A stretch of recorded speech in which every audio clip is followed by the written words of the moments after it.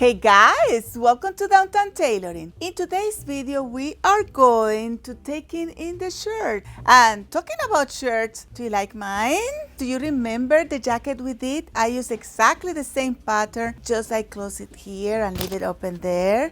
So check the other video too. But first, let's go! Here you go, this is my customer. He bought this shirt a size a little bit too big because the reviews always said that it runs a little bit small, but in fact it's now really big. So what I'm gonna do, I will take in the sides and I want you to see what I do. I go to the place that is bigger and then I will go and take it at the sides and I will do darts at the back too. And when I push the material, I make sure that the vertical lines are still vertical. This is really important. You don't want to create the material pulling at the sides in a or horizontal way. Most of the time when you are taking in a shirt, you can take just the sides, but if you really want a good fit, then the darts at the back is the cherry on the cake.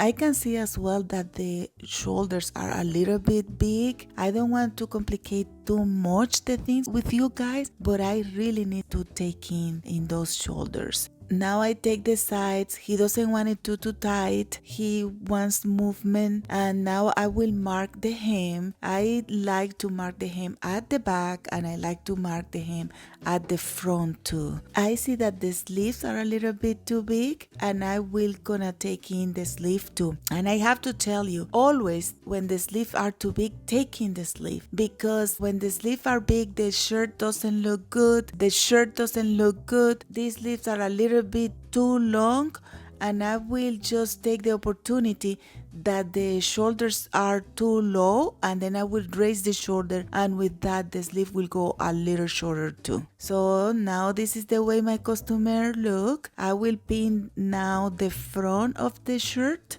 I'm ready to work. So I will remove my tag so it's not in the way, and then I will mark my hem and I will mark all my pins. I always like to mark outside and inside. I don't know, it's a bad habit, but in this case I have to see if I mark outside if it will be marked. You see, I can see the mark, so I won't do outside, just inside. You don't need to mark outside. I just do it because I'm crazy. Let me see if the pen doesn't mark so much. So I will use the pen to mark, and then after I do my marks, I will remove my pins. And the first thing I'm gonna do, I will try to mark the centers of my dart. So I measure one is 6 1/4, the other is 8. So I will go in between both at around 7 mark is okay, I think. So I will mark 7 from the sides. So I mark my 7-inch at the other side too, and now I know that the center of each darts will be there. But to make the line completely straight, what I'm gonna do, I will fold my shirt to find the center. For that, I'm aligning the sides and then make sure that all the sides are very well aligned, and I will smooth it out.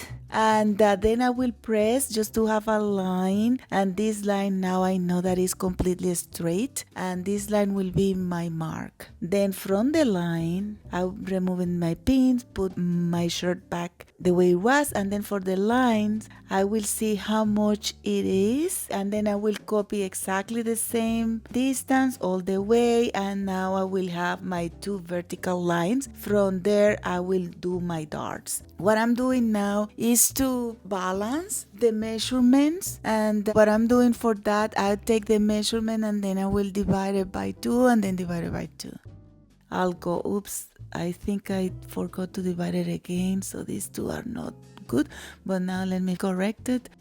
Okay, perfect, I have it okay. When I finish all my points, what I'm gonna do is just to make a line for my darts. And you know how I am, I don't wanna do a straight dart, so I always use my curve. You know how I'm loving my curve. So this is my darts market. I mark just one side of the dart because, you know, probably take it as a lazy. But let me show you how in general people mark their darts. They just go straight, really go like a diamond. But I like to soften the points, and then I like to soften up as well the center. Now I'm gonna work with the sides. For that, I will open the flat fell. This is a chain stitch, you know. I love chain stitch. They are so easy to open, and you know, I have to tell you, sometimes they are glue. So let's see if this one is glue or not, because when the shirts come glue, it's more difficult to work with. And no, it's not glue, so this is really, really good. Now I know that I have to start my measurement from there, because for some reason the sides I didn't have to take at the bottom. And what I'm gonna do, I will just make the sides closer so I can work better. And you know what I do, you know the drill. What I'm doing now is to balance, to make sure that even if I don't pin the same at the both sides, I am marking at the same, because you know, you don't want a crooked shirt, right? After I mark, then I will take my curve again, you know, is a man. Okay, yes, that's my secret. That's my secret. In general, people says because it's a man, you don't have to do curve. No, even with man, you have to do curves. After, I'm gonna do the same thing in my sleeves. I pin one sleeve, so I measure this, mark the center, and then I will do the same at the other side, and then I will again do my lines, and I'm ready to work. As I mentioned before, I told you that it needed to be the shoulders raised a little bit. I don't want to explain too much about it because, you know, I don't want to get you guys all confused. We can make another video explaining how to raise the shoulders in shirts. So this one I will do it because I did that. I don't want to present something that I didn't do, but I'm going to do it very fast just for you to know that I did. I opened the whole sleeve. I mark a new armhole. I make sure that I mark the armhole in the style of the shirts. Armholes are marked, and then I will cut the excess of material, leaving just the 5/8 of the inches for my flat fell, and then I will just sew my sleeve. I make sure to pin it because it has to be sewn in the same place that it was before. After I sew, I do my flat fell by cutting one side at 1/4 inch, and then I will fold the other side on top. And this folding is very easy because this folding, it was the original one that has the sleeve. And after I have my sleeve prepared, then I will just top stitch, and my sleeve will look exactly the same way it looked before. And then after, I will do my other sleeve, and then I can work. But imagine that the sleeve weren't done. Now we are going to work with the darts. So I find my center, and then I will pin all around. Some people don't pin and they do a good job, but if I don't pin, ugh.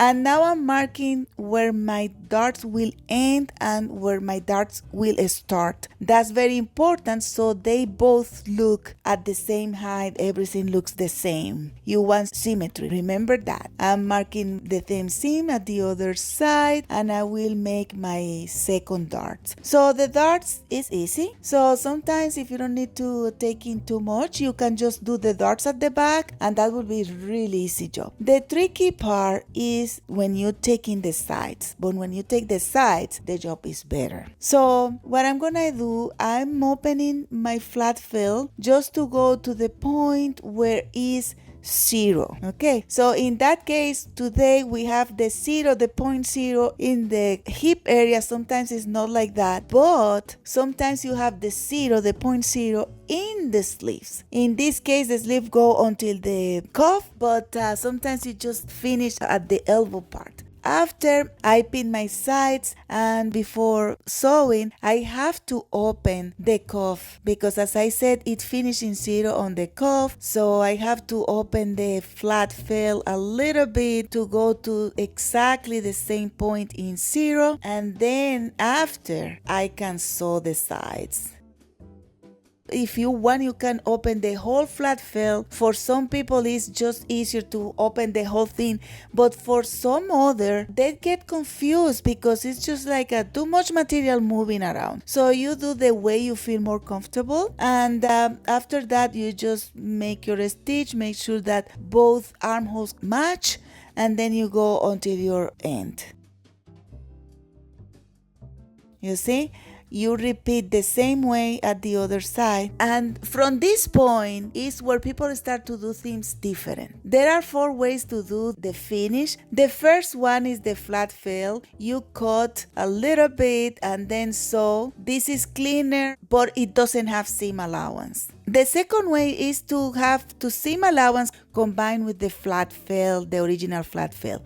What you are gonna do, you will cut your seam allowance around 3/4 inch to 1 inch, depends of how straight is the line, is the sewing, the seam. If it's not too straight, then 3/4 inch is good, and then you are going to search. You are going to search all around until the flat fill start. And then you search your other side and you just finish the little bit of the flat fill that you had to open just for sewing. So you will have the original flat fill coming just to the middle. The third way, that this is the way I like the most, is searching the seam allowance all the way down. So you don't have like a flat fill and then seam allowance. And when you do that, then the second way, you do a top stitch underneath the arm. And the fourth way is to do the third one, but you add a top stitch.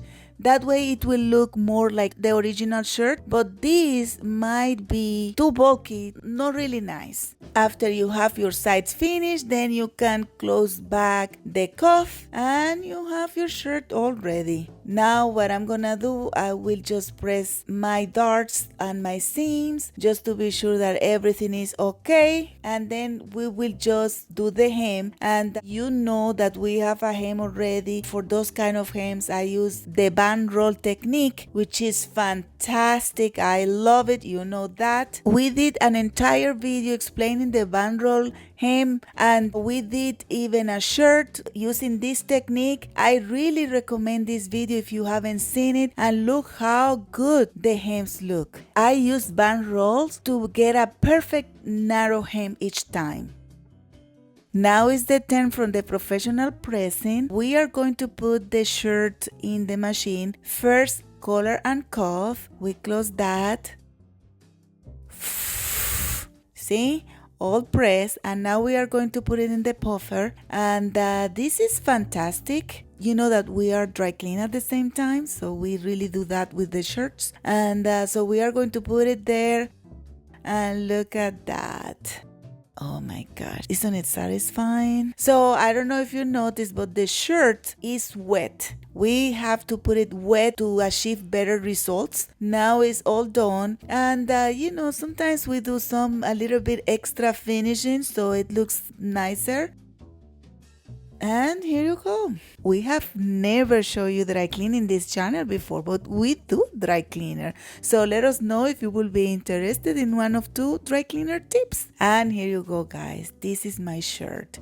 You see how it looks. He says that he feels so comfortable. It's just adapt to his body. He feels so well. And guys, that was all for today. I hope that you like this video. Please don't forget to subscribe, share, like. Bye.